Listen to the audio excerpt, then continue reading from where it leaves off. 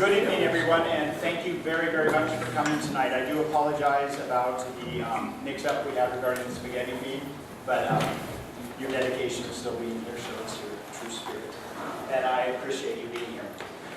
I hope this isn't too redundant, because some of you probably do this over and over again, but my name is Rolf Williams. Some of you know me and my family through Gerald's book and Office Supply. Many of you have met me through my wife and the work she does with parent to parent. And yet others have met me through my son, Garrett. The differently abled or special needs community runs very, very deep in my family. My uncle and namesake, Rolf Ryan Williams, had cerebral palsy. He grew up in this community in the 50s and the 60s. He went on to get a degree from Central, his master's from the University of Washington, and a doctorate from Chapel Hill, North Carolina.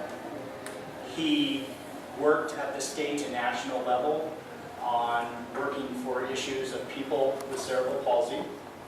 He eventually became the assistant superintendent of the Berkeley school districts in charge of special education. My mom was a special education teacher in this valley. My mother-in-law was a special education teacher in Yakima. And she, and this is strictly by coincidence, ended up with the first strictly let me get the phrase right here. She had a preschool that was just for individuals with autism, the first one in the school district. And again, that was all just by coincidence. So this is almost in our DNA, and it's one of the reasons that this is so important for us to take an opportunity and try to share our story with the community. We had a grandmother come into the store last week, and she came up to me and said, "You have a son with autism, don't you?" And I said, "Yeah." And then she told me that her daughter had just heard a diagnosis for her son. Maybe it was her daughter. And then she was just kind of telling us the story. And I mean, just a lot of you have lived the grandmother story and the mother's story. And it was, to me, that was everything. I mean, if that just happened once a year, I will keep pouring my heart out, because that's everything. To be able to have someone see that they're not alone, that they're not isolated, that there are others of us. And we've all felt that, haven't we? And so it's just really, really cool, and it's just a privilege to be able to do that. My son does have autism. He is on he's sort of a superhero of autism, is how we like to put it. He is low functioning, nonverbal, he'll be 17, but he communicates and all those things, and you guys know all that, so I won't get into the details of that kind of things. This event is sponsored by Gerald's. It's also sponsored by Kittitas Valley Opportunities. That is an umbrella organization that was formed by individuals in this community to house parent-to-parent, because they wanted parent-to-parent to have stability and to be able to operate independently of whatever else goes on. Parent-to-parent, as many of you know, is really just a collection of families that provide support to each other. So if someone hears the diagnosis, or a grandmother is concerned and sees signs, they can call someone and talk to someone else who's with them. And it's just a way to break down that isolation. How many people here have had contact with parent-to-parent? Can you just raise your hand? Kind of high. Yeah, a lot of you. That's awesome. It's just, and that's really us helping ourselves. And that's what I think is the neatest thing about it, is that is something we do in this community. Please do try to use people first language. People have autism. They're not autistic. It is important. And their perspective is not, at least for the most part, represented here. So we are talking about people, so let's respect that. Most of what we're talking about is our perspective as parents and families, but these are people that we are talking about. And we need to remember that. I talk about my son, and my son's never given me permission to do that. That bothers me. And it should bother me.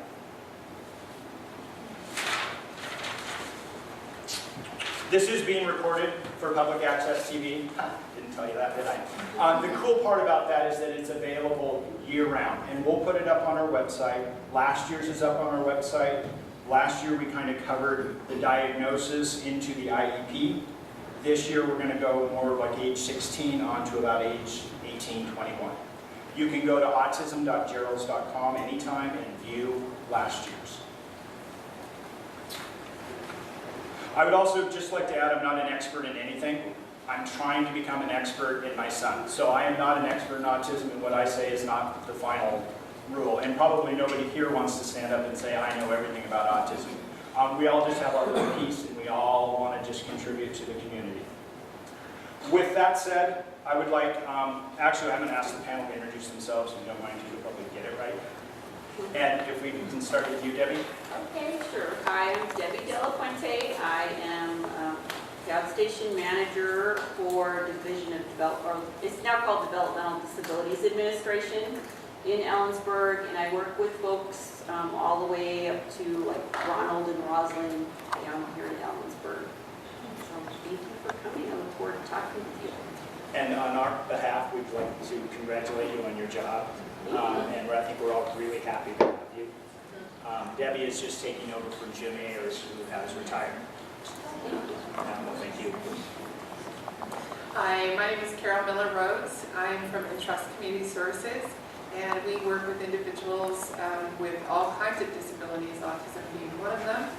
And we work all the way from Grant County into Kittitas County, into Yakima County, down into Benton Franklin County. So we have about 75 staff that work very closely with individuals. Hi, I'm Debbie Lindsay, and forgive me, I've got laryngitis. I'm a special education teacher at Ellensburg High School here. I'm Madison Anspa. I'm the director at the Trellis Center. We work with young adults with autism and other disabilities. We run an ag-based vocational nonprofit. Hi, America French with KitCom, which is Kittitas County 911. I'm the operational supervisor there, one of three. I'm Rich Elliott with Kittitas Valley Fire and Rescue. I'm also currently managing the Upper County's EMS service as well, so pretty much anything in EMS in Kittitas counties I can have a little bit of say in. I also am currently serving on the Board of Health, so I don't know if that ties in to what we're talking about as well, but we'll be talking in a few minutes. My name is Gretchen Thatcher, and I am an independent living specialist at Central Washington Disability Resources. We basically provide resources and advocacy for people with disabilities, all types of disabilities from all ages. And I've been with the agency over 13 years, so I have a lot of experience and have the ability to probably answer, hopefully, most of your questions. My name is Mary Ann Bell. I'm the Office Administrator at Central Washington Disability Resources, and I'm just here to help Gretchen tonight. Can we just give them a round of applause for this?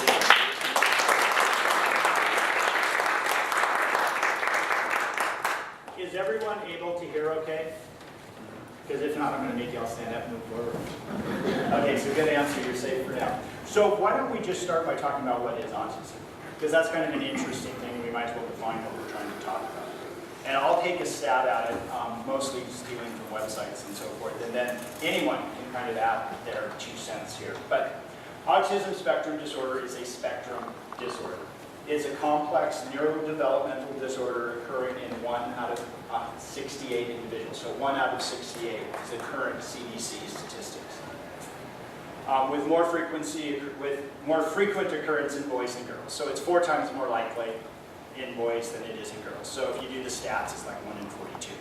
So it's just interesting when you go, and you can do this online, how many boys are born in the hospital in a year.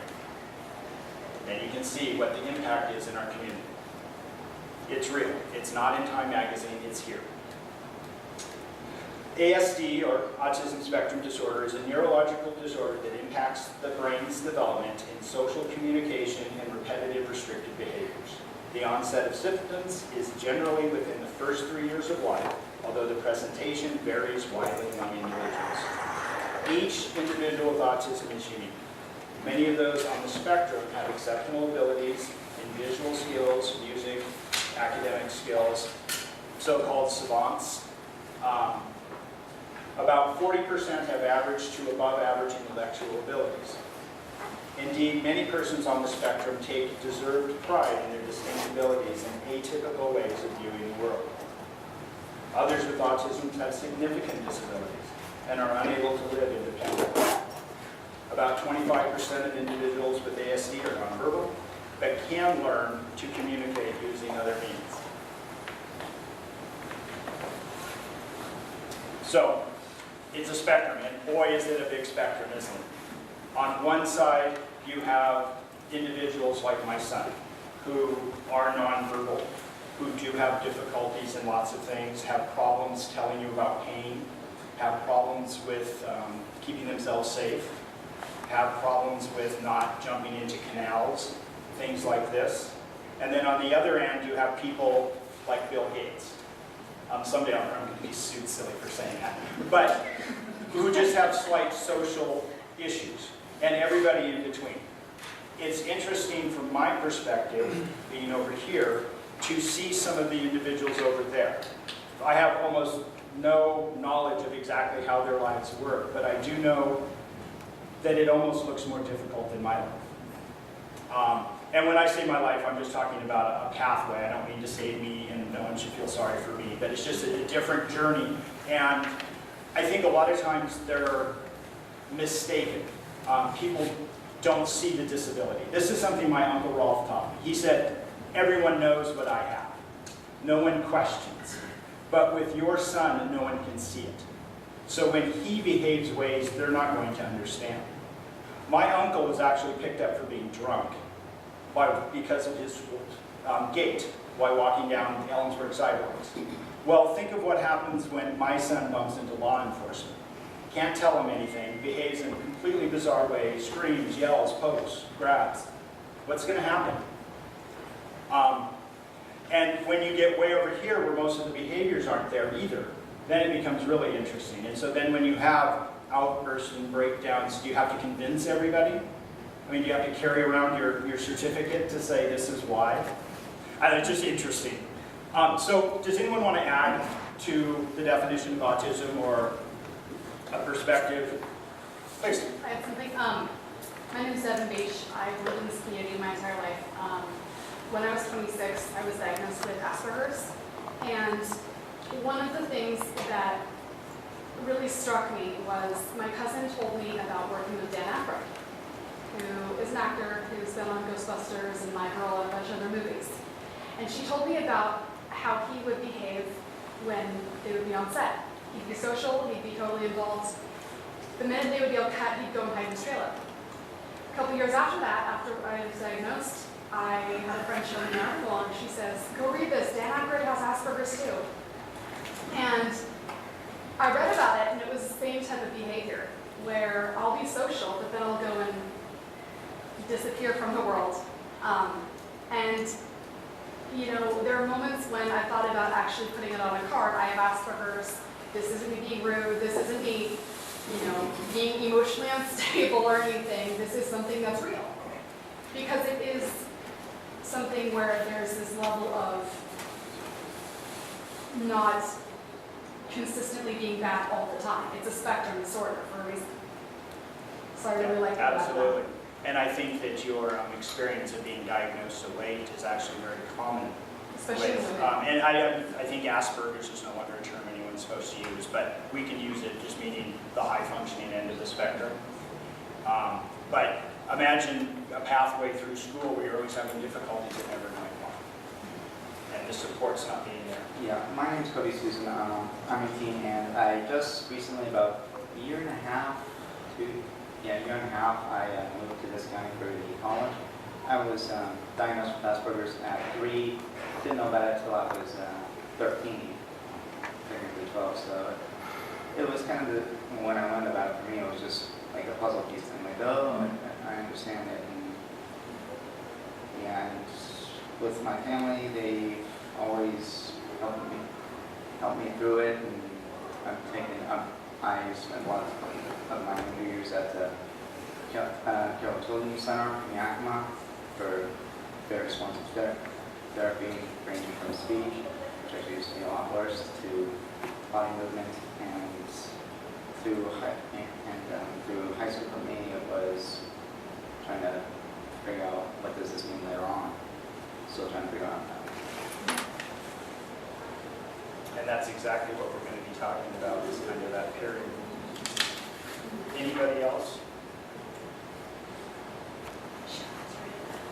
Pardon? Oh, I'm still, wait, Michelle. Stand up, stand up. My favorite definition is from one of our teachers who spent a lot of time this year trying to learn more about autism. And she said one day, what I know about autism is I don't know anything.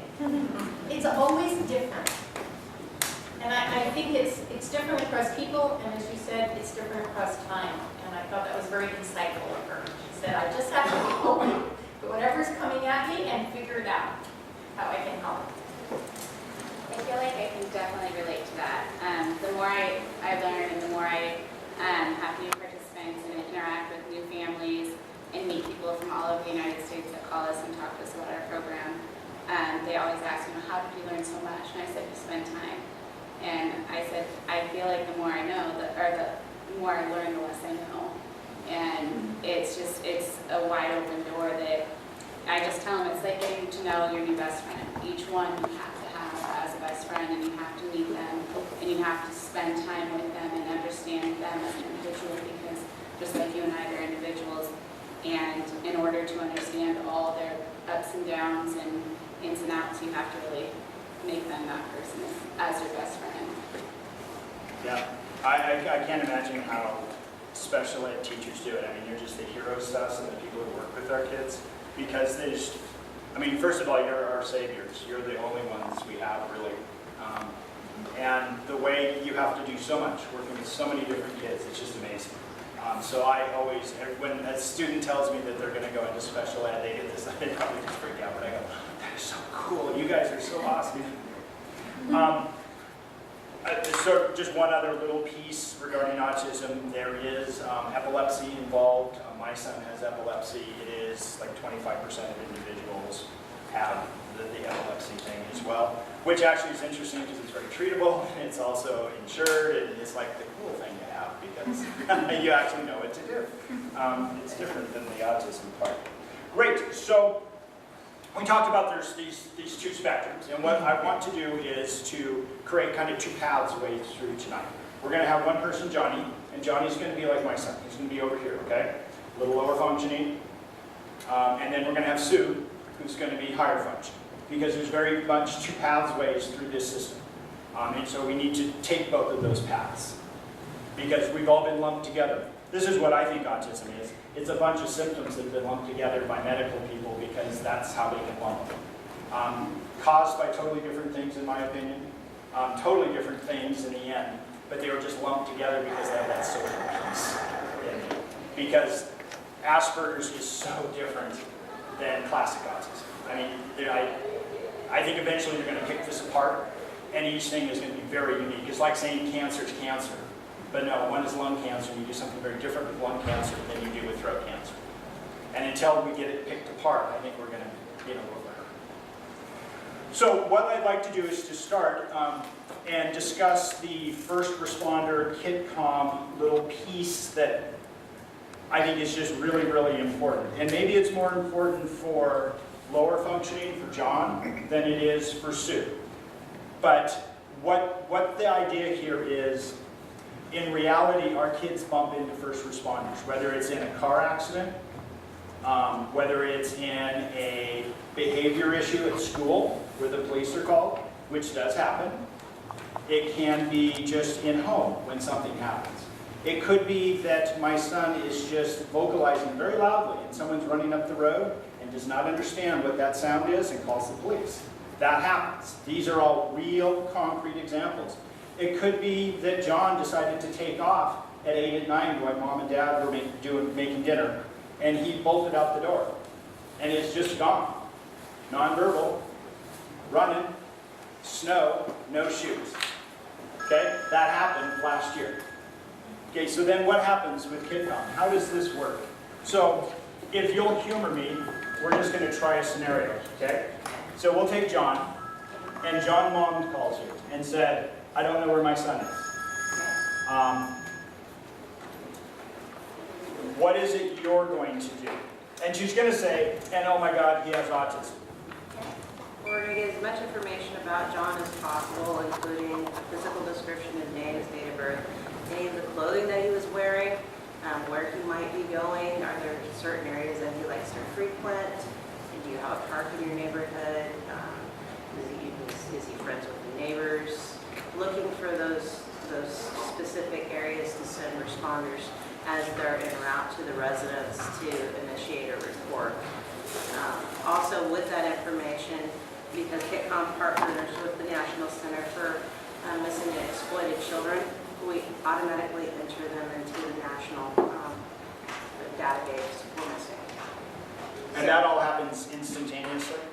That all happens within the first probably 15 minutes. Okay. Is there anything the family could have done before this happened to help you? To help us.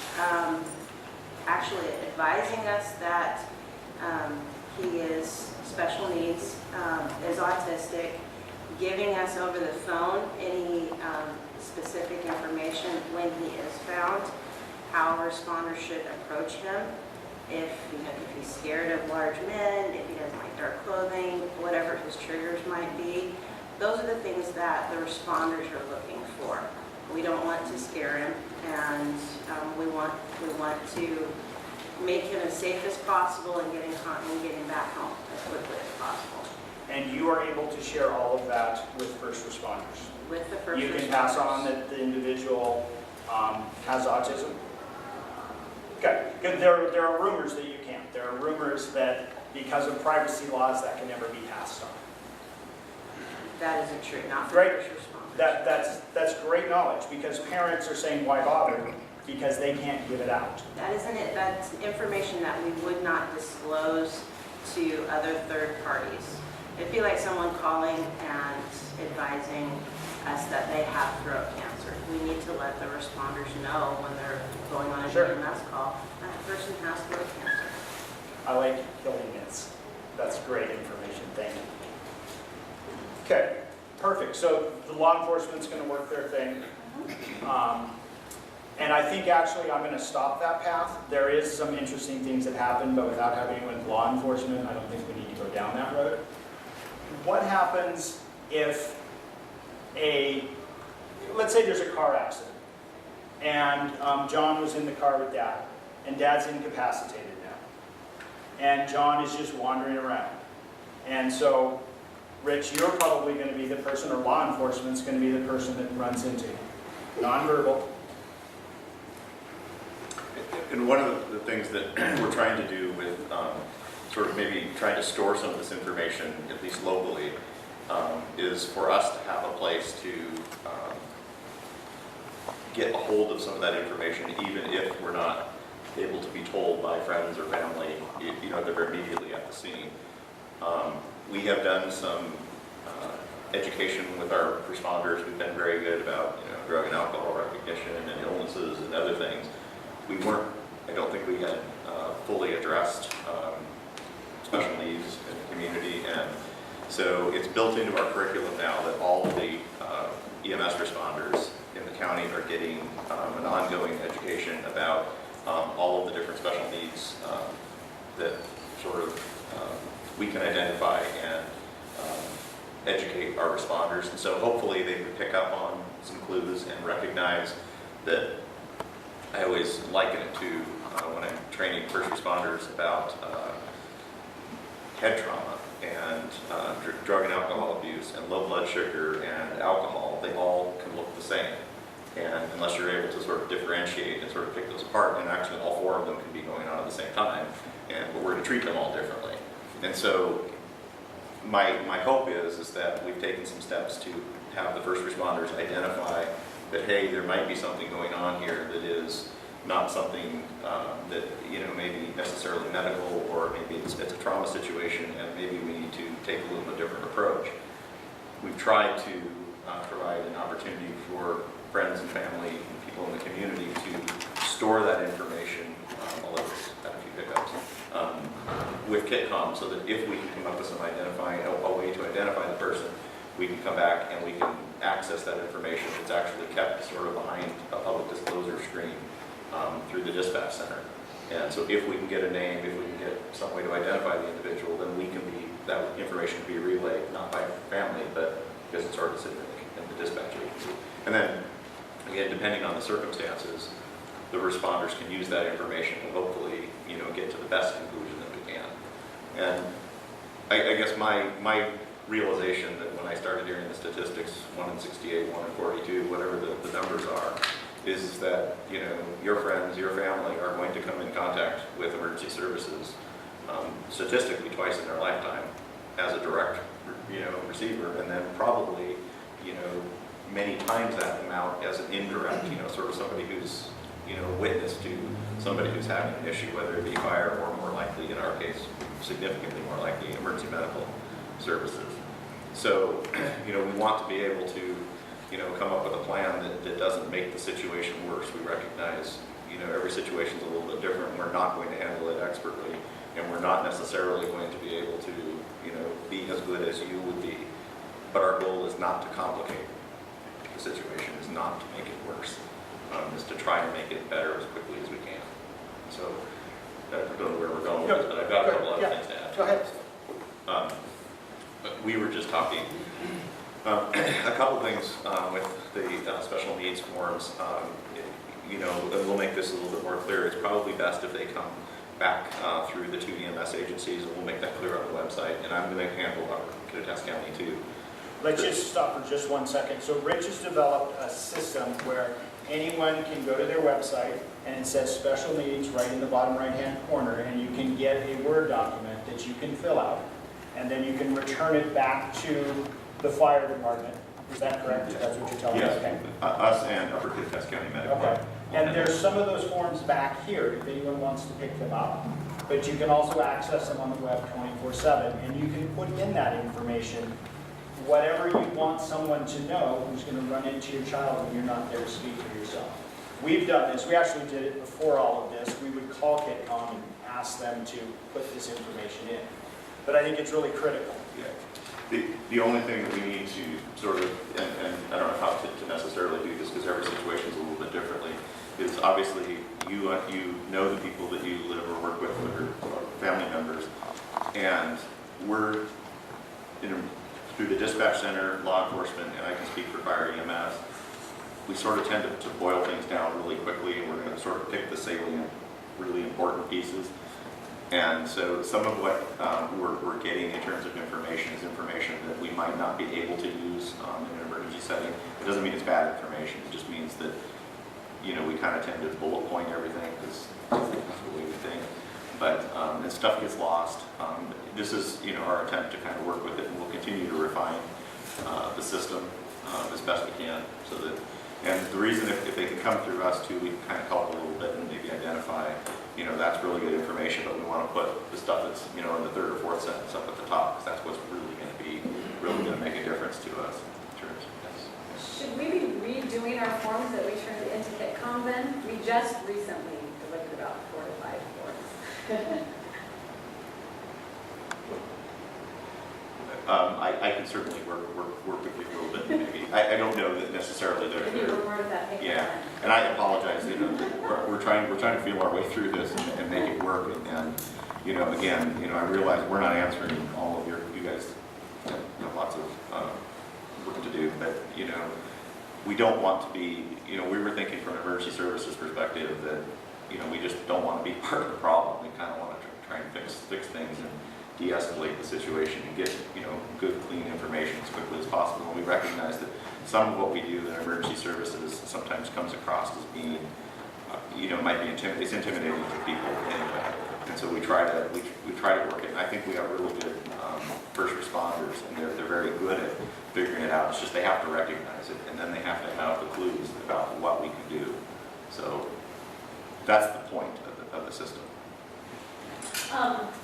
Let me offer something. I'm Michelle Cully, and I'm a children and youth with special health care needs nurse for the county, which is free to anyone in the county with a child 18 and under, or under 18.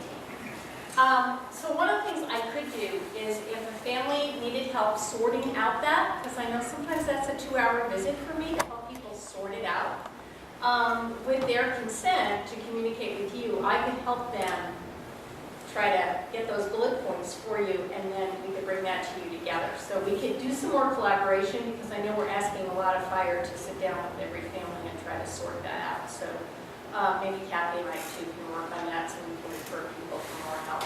Because as a nurse, I know what you're talking about bullet points. And then also recognize that as, the circumstances change, living situations, people change as they grow up, to make sure that that information sort of updated periodically, because what was may not be anymore.